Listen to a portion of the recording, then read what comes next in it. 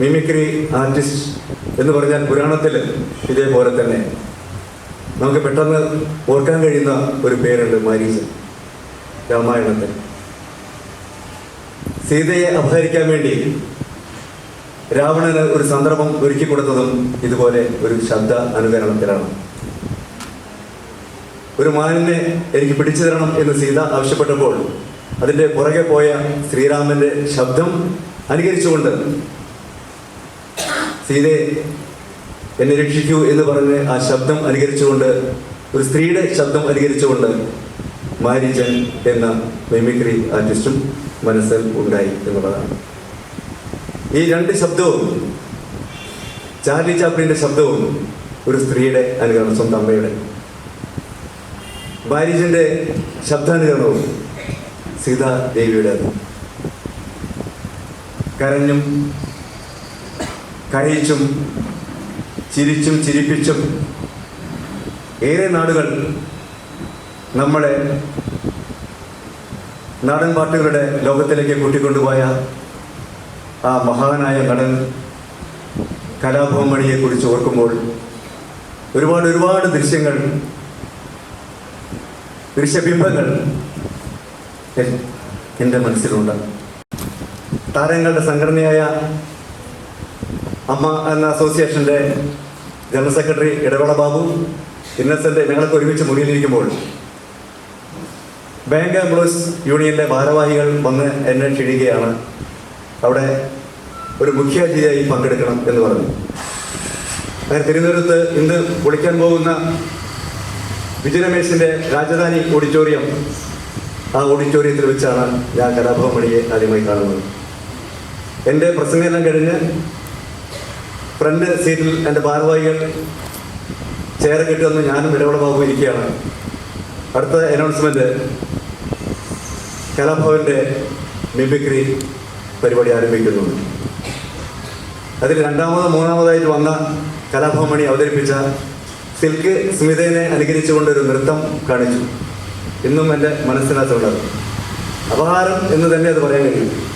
ഈ കറുത്ത ഈ മണി, ഇത്രയും അതിസുന്ദരിയായ സിൽക്ക് സ്മിതയുടെ ആ ഭാവഹാദികൾ, ആ ചലനങ്ങൾ, ആ ശരീര ചലനങ്ങൾ ഞെട്ടിപ്പോയി. അത് ആ പാട്ടിനനുസരിച്ചുള്ള ആ ചലനം, അവസാനം മുന്നിൽ പാൻസിന്റെ മുന്നിൽ കുത്തിയിട്ടിരുന്ന ഒരു കർച്ചിപ്പ് ഊരി മുകളിലേക്ക് വലിച്ചെറിയുന്നിടത്താണ് ആ ഡാൻസ് അവസാനിക്കുന്നത്. പിന്നീട് ദിനു സാർ, ആന, കുരങ്ങ്, ഇങ്ങനെ പല മൃഗങ്ങളുടെയും ശബ്ദവും അതിൻ്റെ ആക്ഷൻസൊക്കെ അനുകരിച്ച് കാണിച്ചു. ഈ പരിപാടി കഴിഞ്ഞ് കർട്ടൻ വീണ ഉടനെ ഞാൻ കാണുന്നത് ഈ കർട്ടൻ്റെ ഫ്രണ്ട് കർട്ടൻ്റെ അത് പൊക്കിയിട്ട്, സാധാരണ ആരും ചെയ്യാത്തൊരു കാര്യമാണത്, അപ്രതീക്ഷിതമായി ഫ്രണ്ടിൽ കൂടെ മണി എൻ്റെ മുന്നിലേക്ക് വരുന്നതാണ്. വന്ന വശം എൻ്റെ കൈ രണ്ട് കൂട്ടിപ്പിടിച്ച് പറഞ്ഞു, സാറ് ഇവിടെ ഇരിക്കുന്നത് കണ്ടുകൊണ്ട് ഞാൻ എൻ്റെ മാക്സിമം ഞാൻ അഭിനയിക്കാൻ ശ്രമിച്ചു. എനിക്ക് ഒരു സിനിമയിൽ എനിക്കൊരു ചാൻസ് തരണം. ഞാൻ പറഞ്ഞു, മണി ഗംഭീരമായിരുന്നു, അസലായിരുന്നു, മണിക്ക് തീർച്ചയായിട്ടും ഒരു പടത്തിൽ ചാൻസ് ഉണ്ടായിരിക്കും. പക്ഷേ ഞാൻ അത്ര നിരന്തരമായി പടം ചെയ്യുന്ന ഒരു സംവിധായകനേ അല്ല. തീർച്ചയായിട്ടും പടം ഉണ്ടെങ്കിൽ ഞാൻ മണിയെ വിളിക്കും. അതുകൊണ്ട് മണിയുടെ അഡ്രസ്സോ ഫോൺ നമ്പറോ എനിക്ക് തരണമെന്നപ്പോൾ മണി പറഞ്ഞ മറുപടി, സാറേ എൻ്റെ അഡ്രസ്സ് മേടിച്ച് ഫോൺ നമ്പർ മേടിച്ച് പോയ സംവിധായകരുണ്ട്, പക്ഷേ ഒരാൾ പോലും എന്നെ വിളിച്ചിട്ടില്ല. അതുകൊണ്ട് സാറിൻ്റെ അഡ്രസ്സും ഫോൺ നമ്പറും എനിക്ക് തരണം എന്ന് പറഞ്ഞ് അദ്ദേഹം എൻ്റെ കയ്യിൽ വാങ്ങിച്ചു. അതിനുശേഷം ഞാൻ സമുദായം എന്ന് പറയുന്ന സിനിമ, ശ്രീമുരുനഗർ വിജയൻ്റെ തുളസിത്തറ എന്ന നാടകം, ആ നാടകമാണ് ഞാൻ സിനിമയാക്കിയത്. ആ നാടകത്തിൽ അന്ന് ആ നാടകം അവതരിപ്പിക്കുന്ന സമയത്ത് ആ നാടകത്തിൽ ഞാൻ സംഗീത സംവിധായകൻ വിദ്യാധരൻ മാഷും, ഞാൻ കലാസംവിധായകനും വിദ്യാധരൻ മാഷും സംഗീതം ചെയ്തിരുന്നതാണ്. അതിലത്തെ ആ നാടകത്തിന് ചെയ്തൊരു ഹിറ്റ് പാട്ടാണ് പിന്നീട് സിനിമയിൽ കൂടെ വന്നത്, കൽപ്പാന്തകാലത്തോളം കാതരെ നിൽക്കാൻ മുന്നിൽ കലഹാരഹാരവുമായി നിൽക്കും. ആ നാടകത്തിന് വേണ്ടി ചെയ്തതാണ്. പക്ഷേ ആ നാടകം ഞാൻ സിനിമയാക്കിയപ്പോൾ അതിന് സംഗീതം ചെയ്തത് മഹാനായ ദേവരാജ മാഷാണ്. ഗാനം എഴുതിയത് ഓർമ്മിക്കുറിപ്പും പി ഭാസ്കരനും. ആ പടത്തിൻ്റെ ഷൂട്ടിംഗ് തുടങ്ങുന്നതിന് മുമ്പായി എനിക്കൊരു എഴുത്ത് വരുന്നു കലാഭവൻ മണിയുടെ. ഒരു 2 ആഴ്ച മുമ്പ് മാതൃഭൂമിയുടെ പത്രത്തിൻ്റെ നഗരം എന്ന് പറയുന്ന ആ സപ്ലിമെൻറ്റിൽ എൻ്റെ ഒരു ആർട്ടിക്കിളും മണി അയച്ച ആ കത്തും അതിനകത്ത് പ്രസിദ്ധീകരിച്ചിരുന്നു. അത് നഗരം അത് വായിച്ചതാണെങ്കിൽ കണ്ടു കാണും ആ കത്ത്. ആ കത്തിൽ അദ്ദേഹത്തിൻ്റെ from address KR Mani, mimicry artist, Kunnassery വീട്, ചാലക്കുടി എന്ന അഡ്രസ്സാണ്. അന്ന് കലാഭവൻ മണി അല്ല. കലാഭവൻ മണി എന്നുള്ള ടൈറ്റിൽ മണിക്കില്ല. മണിയും കൊണ്ട് തുമ്പൂർ സുബ്രഹ്മണ്യം എന്ന് പറയുന്ന സംഗീത സംവിധായകൻ മണിയെ പാട്ട് പഠിപ്പിച്ച അദ്ദേഹത്തിൻ്റെ ഗുരുനാഥൻ എൻ്റെ ലൊക്കേഷനിലേക്ക് വരികയാണ്. അപ്പോൾ ഷൂട്ടിംഗ് ഏകദേശം തുടങ്ങി. ഞാൻ ഗുരുവായൂരായിരുന്നു ലൊക്കേഷൻ. ഗുരുവായൂർ ദേവസ്വം ബോർഡ് മുൻ ചെയർമാൻ PT മോഹനകൃഷ്ണൻ്റെ വീട്ടിലാണ് ഷൂട്ടിംഗ്. നടൻ മധുവിൻ്റെ വീടായിട്ടാണ് അത് ഷൂട്ട് ചെയ്യുന്നത്. മണി അവിടെ വന്ന വശം എൻ്റെ മുന്നിൽ വന്നു. സ്വയം പരിചയപ്പെടുത്തി. എനിക്ക് ഓർമ്മയുണ്ട് മണി, തീർച്ചയായിട്ടും ഞാൻ ഇതിനകത്ത് ചാൻസ് തരാം. പക്ഷെ ഒരു കാര്യമുണ്ട്, ഇതിനകത്ത് മധുസാറിൻ്റെ കാര്യസ്ഥനായിട്ട് അഭിനയിക്കുന്നത് ഇന്നസെൻ്റ് ആണ്. ഇന്നസെൻ്റ് 2 ദിവസമായിട്ട് വന്നിട്ടില്ല. ഇനിയും ഒരു ദിവസം കൂടി കാത്തു നിൽക്കും. വന്നില്ലെങ്കിൽ ആ റോള് ഇതിനകത്ത് മറ്റൊരു കഥാപാത്രം ചെയ്യുന്ന അബൂബക്കർ ചെയ്യും. അബൂബക്കറിൻ്റെ റോള് മാമുക്കോയ ചെയ്യും. മാമുക്കോയ ചെയ്യുന്ന റോള് മണിക്ക് തരും. അങ്ങനെ 2 ദിവസങ്ങൾക്കിടയിൽ മണി അവിടെ ലൊക്കേഷൻ KPC ലളിതയും നടി മാധുവിൻ്റെയും ബിന്ദുജയുടെയും മാമുക്കോയുടെയും നമ്മുടെ ബിജു നടൻ അശോകൻ്റെയും എല്ലാം മുന്നിൽ മിമിക്രി കാണിച്ച സമയം കളയുന്ന ഒരു അതായത് ചില ഗ്യാപ്പ് കിട്ടി കഴിഞ്ഞാൽ മിമിക്രി കളിക്കും മണി. ഇപ്പോൾ KPC ലളിത എന്നെ വിളിച്ചിട്ട് പറഞ്ഞു, അമ്പടി നല്ല മിടുക്കനായ ഒരു പയ്യനാണ്, എന്തെങ്കിലും ചില സത്യത്തിൽ കണ്ണ് നിറയാണ്. അത്രയും ഒരു കലാകാരൻ ഇവിടെ നിന്ന് കാണിക്കുന്നത് കാണുമ്പോൾ അവിടേക്ക് വേറൊരു ചിത്രം കൂടി എൻ്റെ മനസ്സിലുണ്ട് മണിയുടെ. അവിടേക്ക് ഇവിടെ ഒരു കല്യാണത്തിൻ്റെ സീനിൻ്റെ സെറ്റ് അറേഞ്ച് ചെയ്യണം. മണി എന്നോട് മുന്നിൽ പറഞ്ഞു, സാറേ എനിക്കൊരു ലോറി വിളിച്ചു തരികയാണെങ്കിൽ എനിക്ക് ഓട്ടോറിക്ഷ ഓടിക്കുന്നത് കൂടാതെ ഞാൻ കല്യാണങ്ങൾക്ക് കർട്ടൻ, കാർപ്പറ്റ്, അതേപോലെ തത്തക്കൂട്, ലൈറ്റുകളൊക്കെ കൊടുക്കുന്നൊരു പരിപാടി എനിക്കുണ്ട്. ഓട്ടോറിക്ഷ ഓടിച്ച് കിട്ടുന്ന കാശിൽ നിന്ന് കൂടാതെ എനിക്ക് കിട്ടുന്ന അഡീഷണൽ ഇൻകം അതാണ്. ഞാൻ ഫ്രീ ആയിട്ട് കൊണ്ടുവരും. ഒരു ലോറി തന്ന് വിട്ടാൽ മതി എന്ന് പറഞ്ഞു. ഞാൻ കൊണ്ടുവന്ന് പറഞ്ഞ ലോറി കൊണ്ടുപോയി മണി ഇപ്പോൾ സാധനങ്ങൾ കൊണ്ടുവരികയാണ്. അത് കൊണ്ടുവരിക മാത്രമല്ല, അത് കെട്ടാനായിട്ട് രാത്രി സമയത്ത് ആരുമില്ല. നോക്കുമ്പോൾ മണി തന്നെ വലിയ തെങ്ങിൻ്റെ മുകളിൽ കയറി ഈ ലൈറ്റ് കിട്ടുന്നതും കട്ടൻ കിട്ടുന്നതും എന്ന് സത്യത്തിൽ ഇന്നൊരു മനസ്സിലെ ഒരു ദുഃഖത്തോടു കൂടി മാത്രമേ എനിക്കത് കാണാൻ കഴിയും. ഇവിടെ എൻ്റെ പ്രിയ സുഹൃത്ത് പത്മശ്രീ സുന്ദരമേനോൻ സൂചിപ്പിച്ച സല്ലാപത്തിലെ ആ കഥാപാത്രം തെങ്ങിൻ്റെ മുകളിൽ കയറിയിരിക്കുന്നതൊക്കെ എനിക്ക് ഓർമ്മ വരികയാണ്. പക്ഷെ അതിൻ്റെ ഒരു ആദ്യ പടിയായിരുന്നു സമുദായത്തിൽ അതിൻ്റെ സെറ്റിൽ മണി കാണിച്ച ഈ വിക്രസുകളൊക്കെ. ഞാൻ ലളിതേച്ചോട് പറഞ്ഞു, ചേച്ചി തീർച്ചയായിട്ടും ഞാൻ അയാൾക്കൊരു ചാൻസ് കൊടുക്കുന്നുണ്ട്, പക്ഷെ നല്ല റോള് കൊടുക്കണം എന്നുള്ളൊരു ഉദ്ദേശം കൊണ്ട് മാത്രമാണ് അയാളിപ്പോൾ അത് മാറ്റി നിർത്തിയിരിക്കുന്നത്. മധുവിൻ്റെ കാര്യസ്ഥനായിട്ട് അഭിനയിച്ചു. മുസ്ലാറിൻ്റെ റോള് മാമുക്കോയെ അഭിനയിച്ചു. മാമുക്കോയുടെ അസിസ്റ്റൻ്റായിട്ട് കലാഭവൻ മണി അഭിനയിച്ചു. അങ്ങനെ 7-8 സീൻ അഭിനയിച്ചു മണി. അതാണ് മണിയുടെ ആദ്യത്തെ സിനിമയിലെ അരങ്ങേറ്റം. പല ചാനലുകളും തെറ്റായ വാർത്തകൾ കൊടുത്തു. അക്ഷരം എന്ന CB മലയിലെ സിനിമയാണ് ആദ്യ ചിത്രം എന്ന്. പക്ഷെ മാതൃഭൂമിയും ദേശാഭിമാനിയും കൈരളി ചാനൽ മാത്രമാണ് സമുദായം എന്ന് കാണിച്ചതും എഴുതിയതും. ഇതിൻ്റെ പിതൃത്വം ഏറ്റെടുക്കാനുള്ള ഒരു അഹന്ത കൊണ്ട് പറയുന്നതല്ല. എപ്പോഴും പത്രധർമ്മത്തിൽ സത്യം സത്യമായിരിക്കണം. അതുകൊണ്ടാണത്. ഈ സെറ്റിൽ നിന്നും ഷൂട്ടിംഗ് തീരാൻ ബാലൻസ് ഉള്ളപ്പോഴാണ് മണി എന്നോട് പറയുന്നത്, സാറേ സുരേഷ് ഗോപിയുടെ ഒരു സീനിൽ ഒരു ഓട്ടോറിക്ഷ ആയിട്ട് എനിക്കൊരു സീനുണ്ട്, പ്രൊഡക്ഷൻ മാനേജർ വിളിച്ചിരുന്നു, ഞാൻ പോയി അഭിനയിക്കണം, ഒരു സീൻ മാത്രമേ ഉള്ളൂ, അഭിനയിക്കണോ? സാറിൻ്റെ പടത്തിൽ 7 സീൻ അഭിനയിച്ചിട്ട് ഞാൻ ഒരു സീൻ മാത്രം അഭിനയിക്കാൻ പോകണം. കുറേ മണി അങ്ങനെ വിചാരിക്കരുത്. ഒരു സിനിമയിൽ എത്ര ദൈർഘ്യം ഉണ്ട് എന്നുള്ളതല്ല, ആ ദൈർഘ്യം ഒരു നടനെ സംബന്ധിച്ചോളം അതിൽ അവതരിപ്പിക്കുന്ന കഥാപാത്രമാണ് പ്രശ്നം. അതിന് എത്ര ദൈർഘ്യമുള്ളതെന്നല്ല. 1999 ലോക ചരിത്രത്തിൽ ഓസ്കാർ അവാർഡിൽ ആദ്യമായിട്ട് 13 മിനിറ്റ് കൊണ്ട് അഭിനയിച്ച ഒരു നടൻ ആന്റണി ഹോപ്കിൻസ് എന്ന് പറയുന്ന 13 മിനിറ്റാണ് സൈലൻസ് ഓഫ് ലാം എന്ന് പറയുന്ന സിനിമയിൽ 1999 13 മിനിറ്റാണ് അതിനകത്ത് അദ്ദേഹത്തിൻ്റെ ദൃശ്യങ്ങളുള്ളൂ. അതാണ് ഓസ്കാർ അവാർഡിൻ്റെ ചരിത്രത്തിലെ ആദ്യത്തെ അവാർഡ്. 13 മിനിറ്റ്. മണ്ടു പറഞ്ഞു, മണി ഇതോർമ്മിക്കണം, 13 മിനിറ്റ് കൊണ്ട് ഓസ്കാർ നേടിയ ആന്റണി ഹോപ്കിനെ ഓർത്തുകൊണ്ട് ആണ് മണി മുന്നേറാൻ. ഒരു സീനുള്ളൂ എങ്കിൽ പോയി മണി അഭിനയിക്കുമോ? അങ്ങനെയാണ് മണി അഭിനയിക്കും. മണി അഭിനയിച്ച് തിരിച്ചു വന്നു. ഒരു ഒറ്റ സീനുള്ളൂ ഒരു ഓട്ടോറിക്ഷക്കാരനായിട്ട്. അത് മണിയുടെ 2ാമത്തെ സിനിമ. 3ാമത്തെ സിനിമ കാണാൻ പറഞ്ഞ എന്തൊരു സിനിമയാണ്. അത് കഴിഞ്ഞ് 4-മത്തേതാണ് സല്ലാപ. മണി എന്നോട് പറഞ്ഞത്, എൻ്റെ പടത്തിൽ അഭിനയം കഴിഞ്ഞപ്പോൾ എന്നോട് പറഞ്ഞ കാര്യം, സാറേ ഇന്നസെന്റ് വരാതിരുന്നുകൊണ്ടാണ് ഞാൻ അഭിനയിച്ചത്. സാറ് പറഞ്ഞു ഇന്നസെന്റ് വരാതിരിക്കണം എന്ന് ഞാൻ ഗുരുവായൂർ കൂട്ടി നടക്കൊണ്ട് എന്നും ഞാൻ ഗുരുവായൂർ അമ്പലത്തിൻ്റെ നടക്കിൽ നിന്നുകൊണ്ട് ഞാൻ നാണയമെടുത്ത് കയ്യിൽ പിടിക്കും, കയ്യിൽ അതേ ഉള്ളൂ, പ്രാർത്ഥിക്കും, ഭഗവാനെ ഗുരുവായൂരപ്പ ഇന്നസെന്റ് വരാതിരിക്കണേ എന്ന്. ഇത് മണി പറഞ്ഞതാണ്. അങ്ങനെ ആ ഭണ്ഡാരത്തിൽ പൈസ ഇടും. 3-ാം ദിവസം ഇന്നസെന്റ് വന്നില്ല. ഗുരുവായൂരപ്പൻ മണിയുടെ പ്രാർത്ഥന കേട്ടു. മണി എന്ന മഹാനായ നടന്റെ ശബ്ദം തിരിച്ചറിഞ്ഞു. വലിയ വലിയ നടന്റെ സിദ്ധികളുള്ള യേശുദാസിന്റെയോ ജയചന്ദ്രന്റെയോ ബ്രഹ്മാനന്ദന്റെയോ AM രാജയുടെയോ ശബ്ദ സഹോമാരും ഇല്ലെങ്കിലും ഒരു ഓപ്പൺ തുറന്ന തൊണ്ടയുടെ ശബ്ദത്തിൻ്റെ ഉടമയായ നാടൻപാട്ടുകാരൻ മണിയെ മലയാളികൾക്ക് കിട്ടി എന്നുള്ളത്. ഞാൻ ആദ്യം എടുത്ത സീൻ എനിക്ക് ഓർമ്മയുണ്ട്. മാമുക്കോയ അശോകൻ എന്ന് പറയുന്ന നടൻ ഒരു ഇറച്ചിവെട്ടുകാരൻ, മമ്മൂട്ടി എന്ന കഥാപാത്രം. അവിടെ മാമുക്കോയ ഇരിക്കുകയാണ്, ഇറച്ചിവെട്ട് ഒരു കഥാപാത്രം ഇരിക്കുകയാണ്. നടി മാധവും ബിന്ദുജാമനും നടന്നു വരുമ്പോൾ അവരെ തട്ടിമാറ്റിക്കൊണ്ട് അകലെ നിന്ന് ഓടി വരികയാണ് മണി. പരീത് എന്നാണ് കഥാപാത്രത്തിന്റെ പേര്. തലയൊക്കെ മുട്ടയടിച്ചിട്ടുണ്ട്. ഞാൻ തല മുട്ടയടിച്ചത് സംവിധാനം ഞാൻ തന്നെ തല കത്തിരിക്ക് വെച്ച് അവൻ പറഞ്ഞു മണി തല മുട്ടയടിക്കേണ്ടി വരും, തല മുട്ടയടിക്കില്ല, കഴുത്ത് വരെ ഉണങ്ങി വെട്ടം അഭിനയിക്കാൻ വേണ്ടി എന്നായിരുന്നു മറുപടി പറഞ്ഞു മണിയുടെ ആദ്യത്തെ ഡയലോഗ് ഇതാണ്. മുലരെ പള്ളിക്കാലത്ത് ഭയങ്കര അടി കിടക്കുന്നുണ്ട് എന്ന് പറയുന്ന ഡയലോഗ് മണിയുടെ ആദ്യത്തെ ഡയലോഗ്. എനിക്ക് ദക്ഷിണ തന്നത് ഒരു ജുബയും ഒരു കസവിൻ്റെ മുണ്ടും പിന്നെ കുറച്ച് നാണയങ്ങളും വെറ്റിലയും അടക്കി. ഞാൻ പറഞ്ഞു മണി എനിക്ക് ഈ ജുബയും ഇതും വേണ്ടിയില്ല, വലിയ പൈസ വരുന്നില്ല സാറേ, എനിക്ക് ഒരു കലാഭവൻ്റെ ഒരു പ്രോഗ്രാം ഇതിനിടയ്ക്ക് കിട്ടി, അതിൻ്റെ കാശ് കൊണ്ടാണത്, അതുകൊണ്ടാണ് ഞാൻ സാറിന് തരുന്നത് പറഞ്ഞ് അങ്ങനെയാണ് ഫസ്റ്റ് ഷോട്ടിന് ക്ലാപ്പിന് മുമ്പിൽ നിൽക്കുന്നത്. 5 റീടേക്ക് വന്നു. എനിക്ക് ഓർമ്മയുണ്ട്. മണിയോട് ഞാൻ പറഞ്ഞു മണി ഓടി വരുമ്പോൾ കിതപ്പ് വേണം. 2 കിലോമീറ്റർ അകലെന്നാണ് ഓടി വരുന്നത്.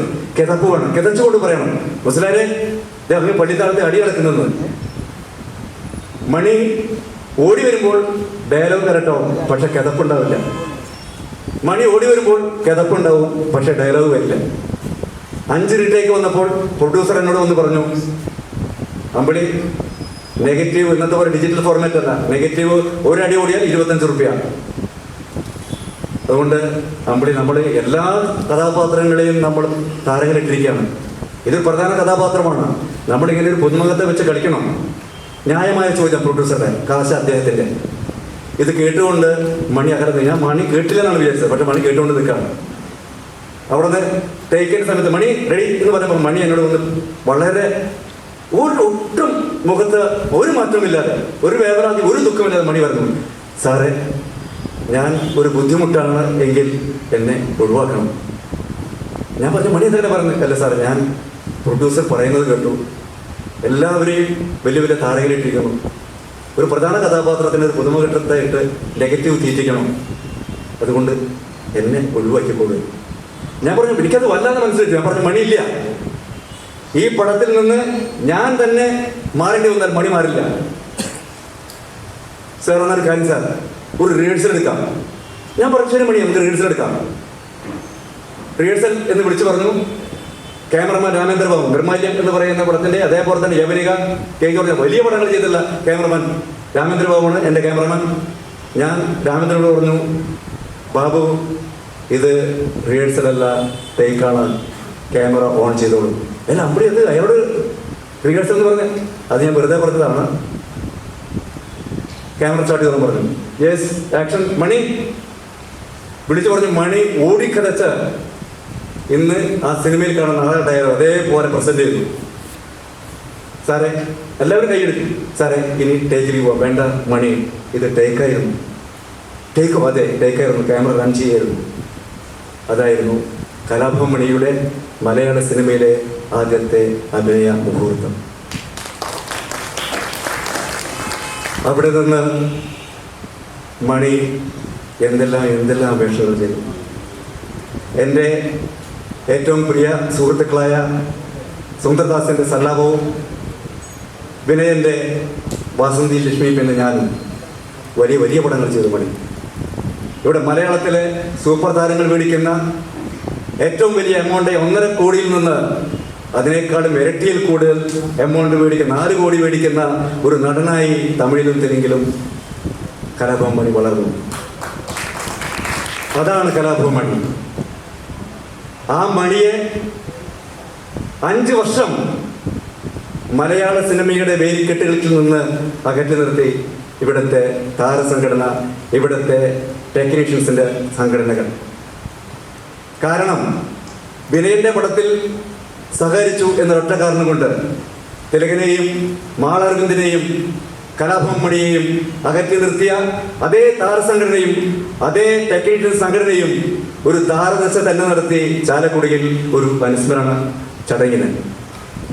അവിടെ 20, 30, 40 മിനിറ്റും വാഗ്ദാനം കൊണ്ട് ജനങ്ങളെ മൂടി സംവിധായകൻ.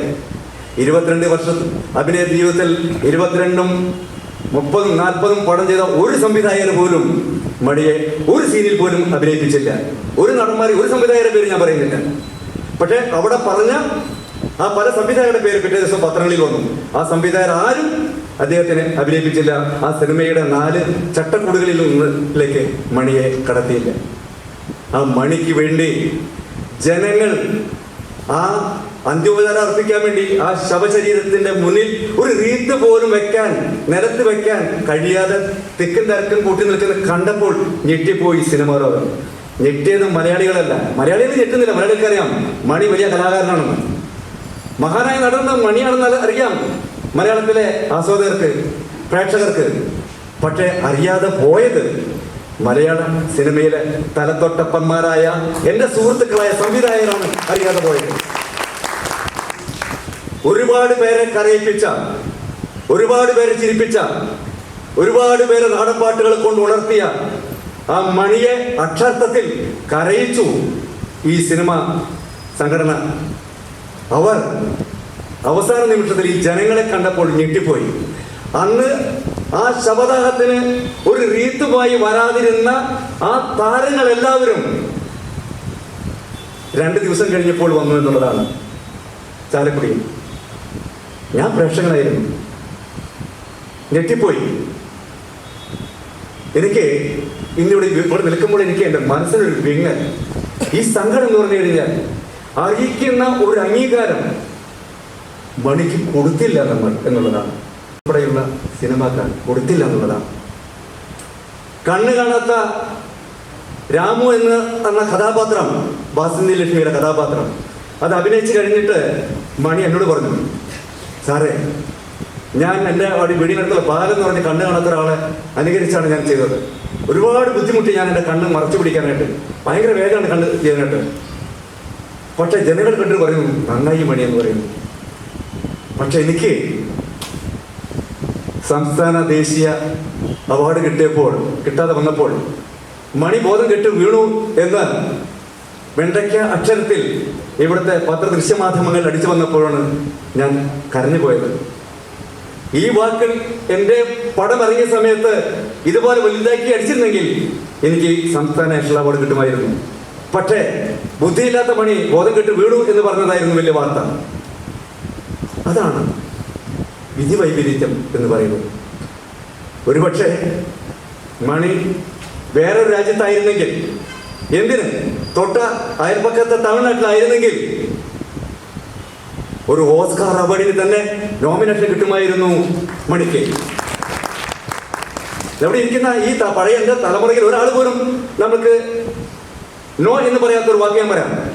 മഹാനായ നടൻ സത്യന് പകരം വയ്ക്കാൻ ഒരാളില്ല.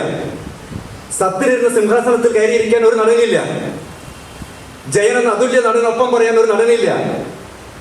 കൊട്ടാരക്കര ശ്രീധരനെ ചമ്പക്കുഞ്ഞിനെ അവതരിപ്പിച്ച ചെമ്മീനിൽ കൊട്ടാരക്കര ശ്രീധരനായ ഒപ്പം നിൽക്കാൻ ഒരു നടനില്ല. തിലകനെ പോലെ നടനില്ല. നിർമ്മലത്തിൽ വെളിച്ചപ്പാടിനെ ജീവൻ നൽകിയ ബീജനെ പോലെ ഒരു ഭരത അവാർഡ് നേടിയ ഒരു നടനില്ല. പക്ഷെ അമ്പിളി പറയുന്നു ഈ എല്ലാ നടന്മാർക്കും മേലെ ഒരു നടനുണ്ട്. അതാണ് കലാഭവൻ മണി. അതാണ് കലാഭവൻ മണി.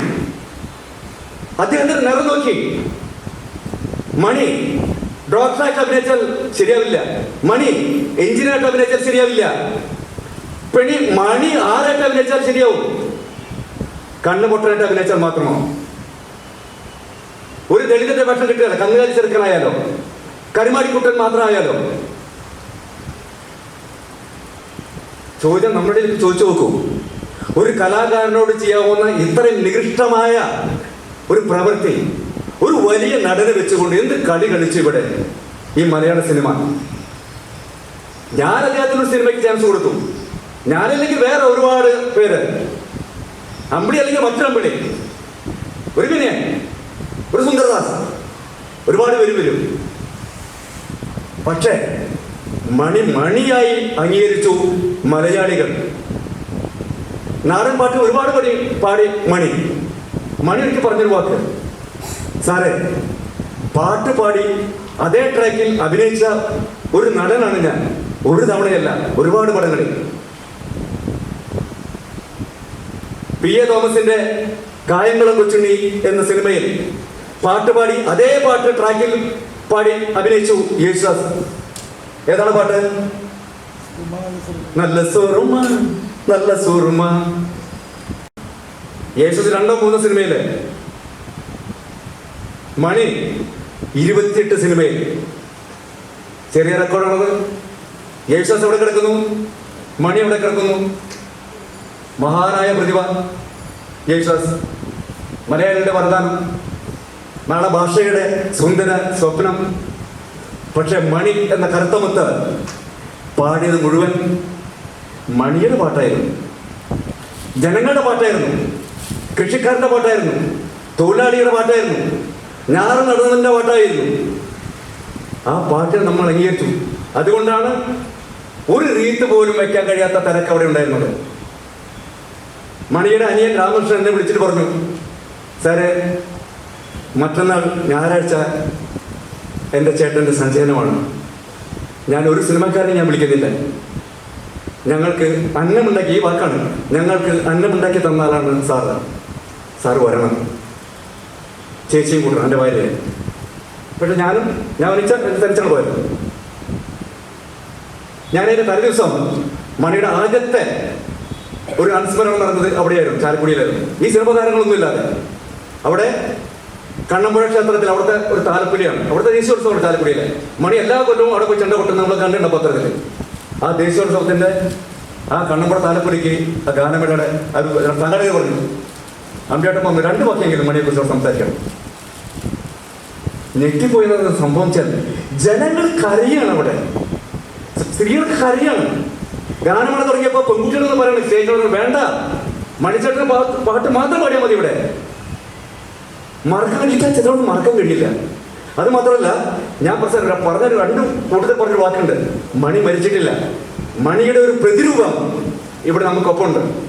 രജിത്ത് പറഞ്ഞൊരു പയ്യൻ, കടകമൊരു പയ്യൻ, കണ്ട ഡിറ്റോ മണി. ആ കവളത്തിൽ നോക്കുഴി പോലും ഉണ്ട്. അയാൾ വന്ന് ഒരു കറുത്ത ഷർട്ടിട്ടു, ഒരു കായും കൊണ്ടെടുത്തു, തടിച്ചവള കയ്യിലിട്ടു, മണിയുടെ ഒരു ഗ്ലാസ് വെച്ചു, നേരെ വന്നു. അയാൾ ശബ്ദ കേട്ട ഉടനെ തന്നെ ഭയങ്കര കൈയടി. മുംബൈ കുച്ചാണ്ട് എൻ്റെ പ്രാണം. ആ പാട്ട് പാടിയ സമയത്ത് ഒരു പ്രായ ഒരാൾ സ്റ്റേജിലേക്ക് ഓടി വന്നിട്ട് കെട്ടിപ്പിടിച്ച് എൻ്റെ മണിക്കുട്ട എന്ന് പറഞ്ഞ് കെട്ടിപ്പിടിച്ച് കരയുന്നത് ഞാൻ കണ്ടു. മണിയുടെ വീട്ടിൽ ഓരോ ദിവസവും ആയിരക്കണക്കിന് വാഹനങ്ങളിൽ വരുന്നു. മണിയുടെ ഔട്ട് ഹൗസിൽ പാടി വന്ന് നോക്കുന്നു. മണിയുടെ വീട്ടിൽ വരുന്നു. അദ്ദേഹത്തിന്റെ മുറിയിൽ വന്ന് അദ്ദേഹത്തിന്റെ ചിത്രങ്ങൾ കാലത്ത് കിട്ടിയ മെമ്മന്റോട് നോക്കി നെടിവേർപ്പെടുന്നു. ആ കൂട്ടത്തിൽ മണിയുടെ അവിടെ അടക്കം ചെയ്തോട്ട് ചാരത്തിൽ ഒരു കാറിൽ വന്നൊരു 10 രൂപ 12 പേര് കണ്ണൂരിൽ നിന്ന്, തമിഴന്മാരല്ല. ഞാൻ നോക്കുമ്പോൾ ഒരാൾ പോക്കറ്റിൽ നിന്ന് 1000-ന്റെ നോട്ട് എടുത്തിട്ട്, ഞാൻ വിചാരിച്ചത് അവിടെ വെച്ച് നമസ്കരിക്കാനാണെന്ന്. ആ 1000-ന്റെ നോട്ടെടുത്ത് ആ 10,000-ന്റെ നോട്ട് കൊണ്ട് മണിയുടെ ആ ചിതാഭസ്മം കോരിയെടുത്തിട്ട് മടക്കി പോക്കറ്റിലിട്ട് കാറി കയറിപ്പോയി. വിശ്വസിക്കില്ലയോ നിങ്ങൾ? ഇത് MGR മരിച്ചപ്പോൾ നടന്നതല്ലത്. നമ്മുടെ സ്വന്തം മണി ചാലക്കുടി മരിച്ചപ്പോൾ ആ ചിതാഭസ്മം കൊണ്ടുപോയത് ഒരു മലയാളിയാണ്. ഇന്നും അവിടെ 2 പോലീസിനെ ഡ്യൂട്ടിക്ക് ഇട്ടിട്ടുണ്ട് പാടിയിൽ, ജനങ്ങളെ നിയന്ത്രിക്കാൻ. അതിരപ്പള്ളിയിലേക്ക് പോകുന്നേക്കാൾ ആദ്യം പോകുന്നത് ഫസ്റ്റ് പോട്ട വണ്ടി മണിയുടെ വീട്ടിലേക്ക്, പിന്നെ അതിരപ്പള്ളിയിലേക്ക്. അതാണെന്ന് മലയാളി. അത്രയും മനുഷ്യന്റെ മനസ്സിലേക്ക് ആഴ്ന്നിറങ്ങി മണി എന്ന നമ്മുടെ ചാലക്കുടിക്കാരൻ. പക്ഷെ പ്രിയ സുഹൃത്തുക്കളെ, മണി 45 വയസ്സിൽ മരിച്ചു. മരണം ദിവസം വെച്ച കുട്ടിക്കും സംഭവിക്കാം, ജനിച്ച് വീഴുന്ന കുട്ടിക്കും സംഭവിക്കാം. പക്ഷേ ഈ മരണം, ഈ ദുരന്തം മണി ചോദിച്ചു വാങ്ങിച്ച മരണമാണ്. അവിടെയാണ് അമ്പിളി എന്ന് പറയുന്ന സംവിധായകന് വിയോജിപ്പുള്ളത്. മണിയോട്, മണിയുടെ ആത്മാവിനോട് വിയോജിപ്പുള്ളത് അവിടെയാണ്. ഈ ചോദിച്ച് വാങ്ങിച്ച മരണം പത്രത്തിൽ ഞാനതൊന്നും പറയുന്നില്ല. പക്ഷേ ഈ മരണം ഒരു അനിവാര്യതയായിരുന്നു മണിയുടെ ജീവിതത്തിൽ.